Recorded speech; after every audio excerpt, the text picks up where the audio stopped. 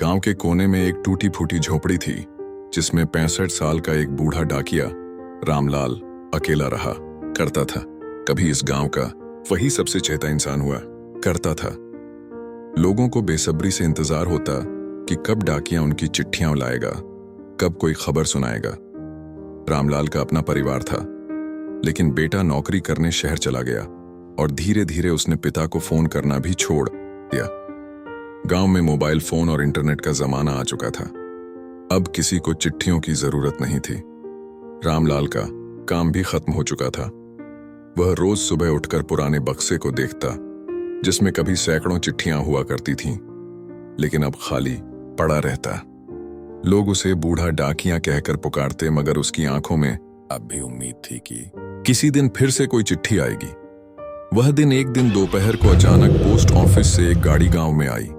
रामलाल ने सोचा शायद कोई कागजात होंगे, लेकिन डाकिये ने एक पुरानी पीली लिफाफा उसके हाथ में थमा दिया। उस पर लिखा था, श्रीमान रामलाल, गांव के पुराने डाकिया। रामलाल चौंक गया। उसने कांपते हाथों से लिफाफा खोला। उसमें सिर्फ एक चिट्ठी थी। चिट्ठी का राज चिट्ठी उसके बेटे ने लिखी थी। पिताजी, जब मैं छोटा था तो रोज आपको चिट्ठियां बांटते देखता था। उस वक्त समझ नहीं पाता था कि ये सब इतना महत्वपूर्ण क्यों है, लेकिन जब मैं इस बड़े शहर में अकेला पड़ा तब जाना कि एक चिट्ठी कितनी बड़ी ताकत होती है। माफ करना पिताजी, मैं आपको भूल गया था। आपकी याद आती रही मगर कह नहीं पाया। आज सोच रहा हूं आपसे मिलने आऊंगा। बस दुआ करना कि जब मैं आऊं तो आप मुझे माफ कर दें। आपका बेटा मोहन। चिट्ठी पढ़कर रामलाल की आंखें भर आईं। उसे लगा जैसे उसकी सारी अधूरी जिंदगी अब पूरी हो रही है। आखिरी इंतजार रामलाल रोज दरवाजे पर बैठा अपने बेटे का इंतजार करने लगा। गांव वाले कहते, बाबा अब चिट्ठियों का जमाना गया, मोबाइल पर बात कर लो। मगर वह कहता, बेटा जब लिखा है कि आएगा तो जरूर आएगा। दिन बीते, हफ्ते बीते, लेकिन बेटा नहीं आया।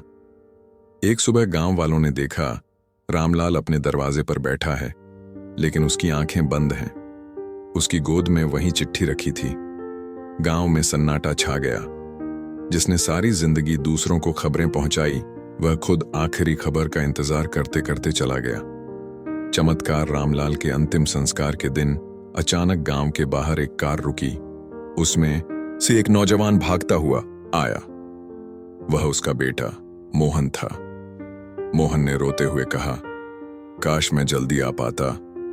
पिताजी मेरी आखिरी चिट्ठी पढ़ पाए होंगे ना। गांव वालों ने सिर हिलाया और चिट्ठी उसकी ओर बढ़ा दी।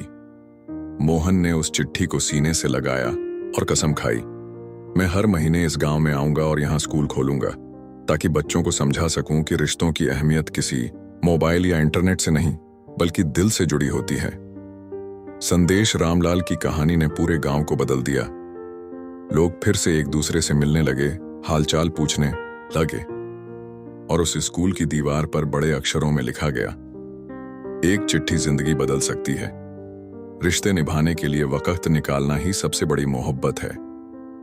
निष्कर्ष, यह कहानी हमें सिखाती है कि तकनीक चाहे कितनी भी आगे क्यों न बढ़ जाए, रिश्तों की अहमियत हमेशा दिलों से जुड़ी रहेगी। समय रहते अपनों से बात कर लेना, उनकी अहमियत समझ लेना ही असली जीत है।